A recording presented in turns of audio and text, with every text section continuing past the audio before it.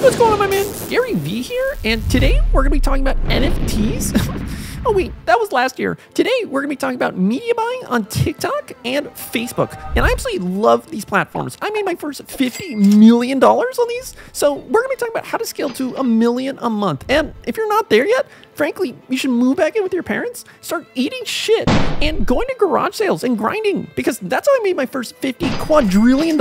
So let's get into it. Whoa, Gary, I think you had a little too much to drink. Why don't you go peddle your V friends to all the crypto and AI bros? Because today we're talking to the e-com superstars about how to become a better media buyer. Now, basically, I'm just going to cover the main metrics that I look at to minimize losses and maximize gains on every campaign that I launch as someone who manages over $1 million a month on TikTok and Facebook, so that when you are launching any campaign for whatever product that you are starting to sell, you will know exactly what to do step by step to understand what part of your funnel is going right and what can you improve upon. Now, for every media buyer, you need to establish what is your holy grail metric. The one metric that if this is performing well, it really doesn't matter what everything else is doing, because again, you're either making money or hitting what your target goal is for your client. Because some brands just want to have a great cost per acquiring a new customer. They don't really care about the direct ROAS from acquiring that customer the first time, because they know their lifetime value over 60 days and 90 days. And they know, okay, if we acquire someone today, they will make another purchase most likely 60 or 90 days down the line. So you need to first understand, what is my LTV, my customer lifetime value?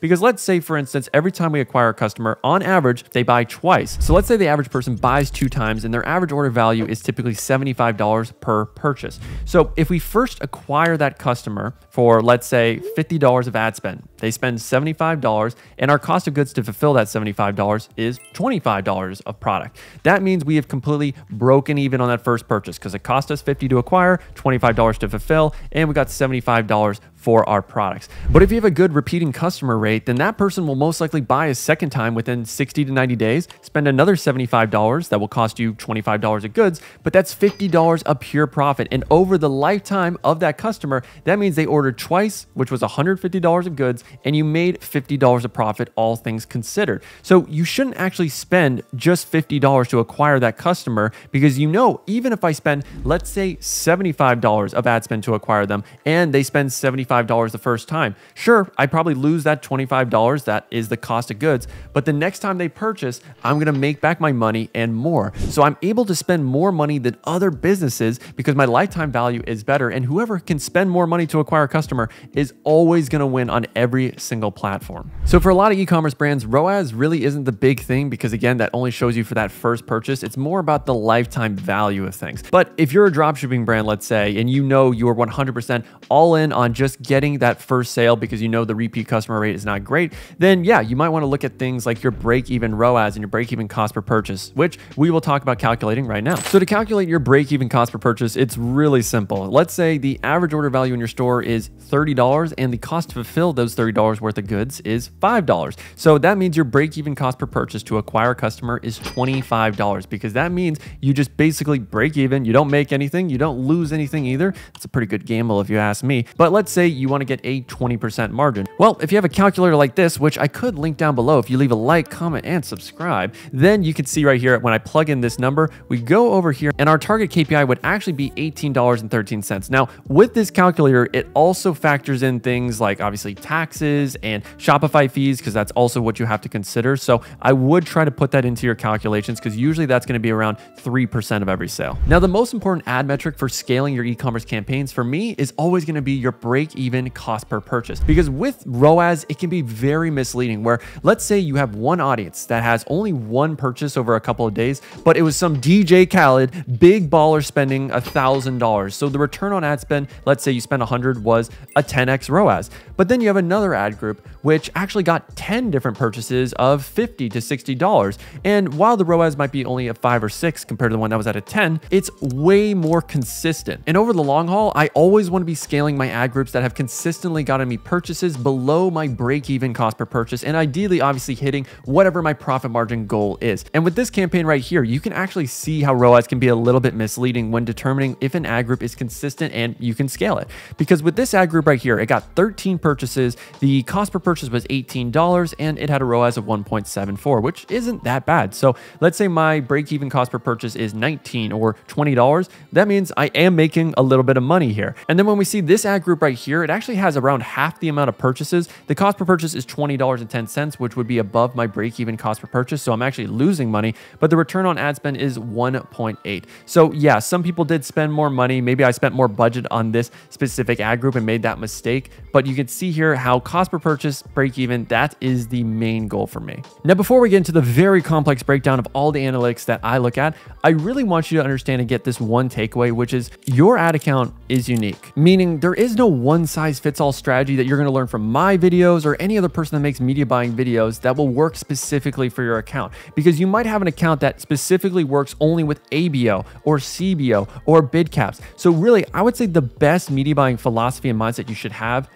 is to test everything, because you really never know with a specific account what it prefers and what it likes. And I have seen this. There are some accounts that only work with CBOs. There are some accounts that only work with bid caps and surf scaling. So I would highly recommend, when you're watching all these different videos on testing and media buying, try it all out and then find out what works best for you. Because I know, based on my experience of running ads and campaigns for tons of different brands, I personally like to do CBO when it comes to scaling. But I know plenty of other people who have made millions of dollars who just swear and only do ABOs or only do bid caps. And it all works, but you have to find out what works for you. And you can only do that by spending that cheddar and then understanding what you should do next. And now it's time for the juiciest part of the video, our column setup. Oof. Look at all these metrics. Geez, all that data, that number crunching and analyzing. It's getting me a little hot and bothered, I can't lie to you. So I look at 23 different metrics, and I know what you're thinking. Why? And maybe it's none of your business. And I like to overanalyze and look at every single data point to know exactly what's going on my funnel, because I'm a control freak and I want to look smart in front of my clients so that I can precisely say exactly what's going wrong in the funnel. So with all these metrics, that is what you're going to be able to do, because every single metric here will give you a data point on whether or not your ads or website are performing good or they need to improve. So let's actually get into it with amount spent. Now that's pretty self-explanatory. I want to know how much I'm spending over here. Got to have some budget control and restraint.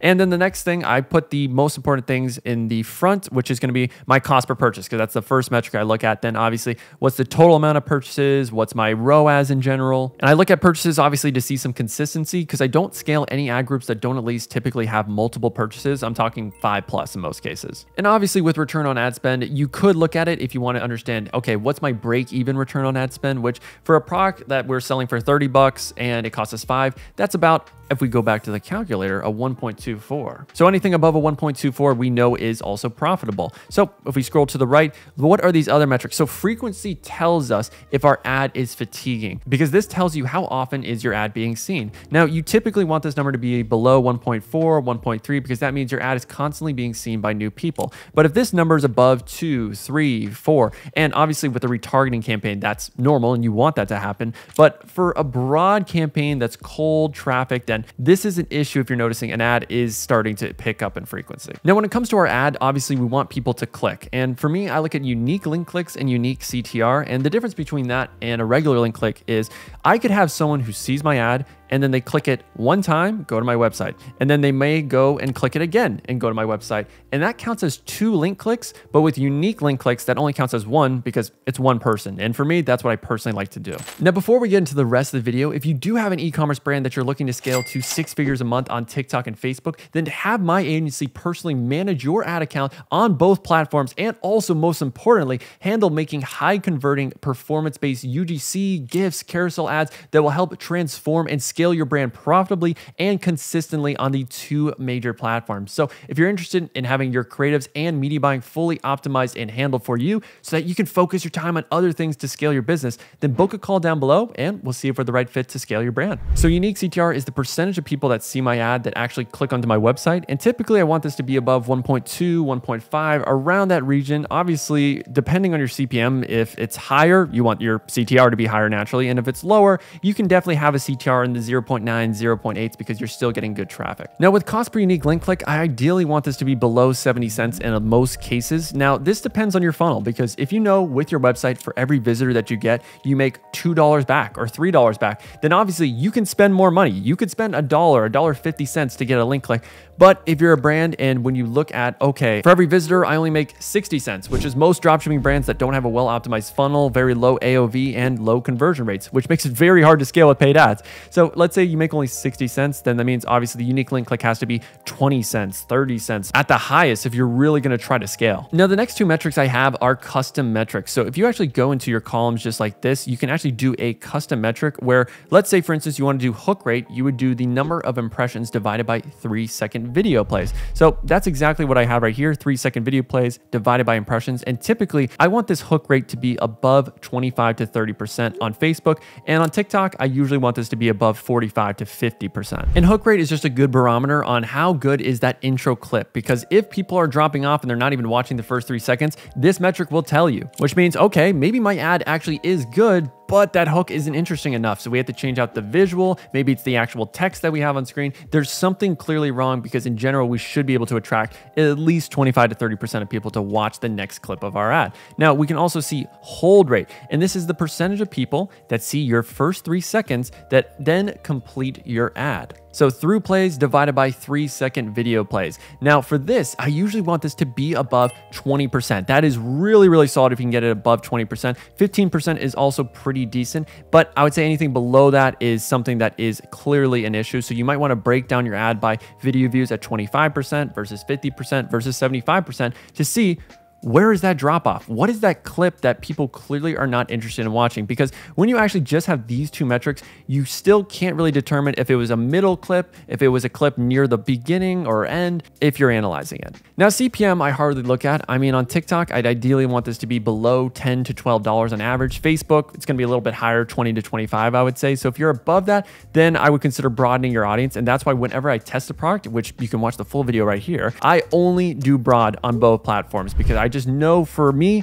my creative is going to do all the targeting, and I just want these platforms to have full free reign to target who they think is best. Now, the number of add to carts and cost per add to cart, this is going to be a website metric. So I want to obviously see how many people are adding to cart typically from my unique link clicks. So I can normally tell if, let's say, I had 100 link clicks, 5 add to carts, well, that's a 5% add to cart ratio, which is pretty much the bare minimum that you want for a winning product. Usually most winning products will be around 7, 8, 10, 12% if you really know what you're doing with your product page and offer. And really the final two metrics I have is conversion rate, so purchases divided by unique link clicks. So if you are testing out multiple product pages, this is a really, really awesome metric that you can add as a custom one. So if I have, let's say, one ad group that's going straight to my product page versus one ad group that goes straight to a listicle, I can easily compare which one is getting a better conversion rate, and therefore I know which one I should send all of my future traffic to. And then finally, landing page view rate is landing page views divided by unique link clicks. Now this will tell you how many people bounce off your website. So for me, I can actually see a pretty bad number here, 0.84, 0.8. You typically want this number to be around 0.97, 0.98. Like, you want your bounce rate to only be 1 to 2%. But with me, I can see clearly my website is really slow. It's not very well optimized. It's at a 20% drop off rate, which is huge. So I'm losing a lot of people that I easily could have gotten if I just optimized for speed a little better. Now, after you launch your campaign on Facebook or TikTok, I would always give it a few days for the machine learning algorithms of both platforms to find out, let's say, which placement works the best for your types of ads, which pocket of space works the best, because this isn't something that takes a day or even 2 days for platforms to optimize. They need multiple days, so you should budget accordingly. So let's say your testing budget is $250. Well, for me personally, I like to test a product usually twice to test out different ad angles. So the first test, I'll spend $125 and I'll do that over 3 days. So maybe I just do a CBO of $45 a day on Facebook, and then on TikTok, I only have 2 different audiences spending $20 a day, so I can let it spend the proper amount of time so that it can optimize. And really what I'm testing, I'm not even trying to make money. I am just trying to determine, do I have a winning ad framework? Because once you have a winning framework of an ad, then you can really scale. For me, at least, it's not like 2020 where you're trying to find a specific audience and interest. Honestly, that stuff for me just doesn't even matter. I just do the same thing every single time. And the only way I'm really scaling is once I find that winning creative style, that carousel, that GIF, that UGC framework that is absolutely killing for the product that I'm selling. And obviously every day I can look at my metrics to determine what is going right and what is going wrong. So if I know, okay, my CTR on average is 0.8, that's a little bit low. So maybe I want to change the call to action of my ads because my CTR is very much impacted by how good is my CTA. Am I split testing that? Is the ad itself interesting? Okay, so let's look at our hook rate. Well, the hook rate on these two ones aren't great, so maybe we should change those out. This one clearly has a great hook rate and the hold rates are pretty consistently good. Therefore, in the next test of this product, let's actually change the hooks of these ads and just let this one continue as is because it's absolutely killing and it's got a good unique CTR. Or we just test with this winning ad because that's the one that's been working really well. And then on my ads manager, I can see if my website is performing all right with having a 5% add to cart ratio. And if it's not, then all right, I need to make some tweaks to my product page. The offer, the value is just not being communicated, or there's just not enough trust or urgency to make a decision today.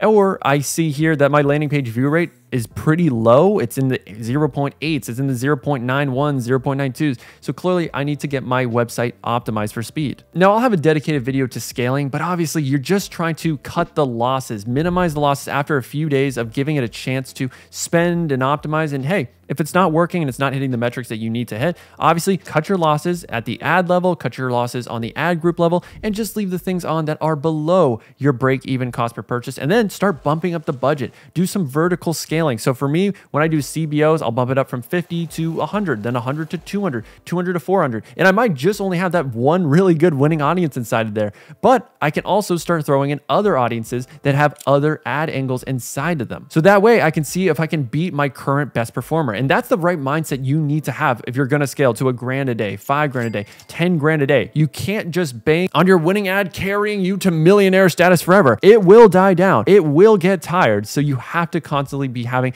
some sort of structure for testing new creatives, which might be a dedicated campaign for creative testing. And then you have a campaign for scaling and graduating your winning creatives. But that's a whole topic for another day. So I would say my final point to do some great media buying is when you are starting to scale, invest into a third-party tracking software, whether it's Triple Whale or Northbeam or all these different options that you have. All these do the same thing where they give you a UTM link that you can put into your ads so that you can properly track the data way more accurately than most pixels on Facebook and TikTok. In fact, on TikTok, most people don't even have their pixel linked to their store and they don't know anything about the data whatsoever. And I understand the whole cloaked pixel thing because with TikTok, yeah, it does treat you and give you better metrics because it thinks you're a new advertiser if you have a new pixel. And you can get around the use of having a pixel if you have a UTM software like Triple Whale, Hyros, all these different things, but you got to realize they're going to cost a couple $100s a month. Usually Triple Whale is $300 a month, but it gives you metrics that are so much more accurate for making smart decisions with scaling. Because if you only have the metrics that are given in the Facebook platform, boy, you could be making some really bad decisions because a lot of times the metrics are maybe 85 to 90% accurate, but you'll get way closer to 100% if you use a UTM third-party tracking app. Now, if you're loving these media buying tips, I would highly recommend checking out this video right here that will also teach you how to make high converting ad creatives. Because if your creatives suck, no media buying strategy in the world is ever going to be able to carry that. But if your creatives are amazing, then your media buying strategy, frankly, doesn't really matter. If you do basic things, you'll be able to scale your ad account to 6 figures a month. So watch this video right here to learn how we make winning ads at our agency for all types of e-commerce brands.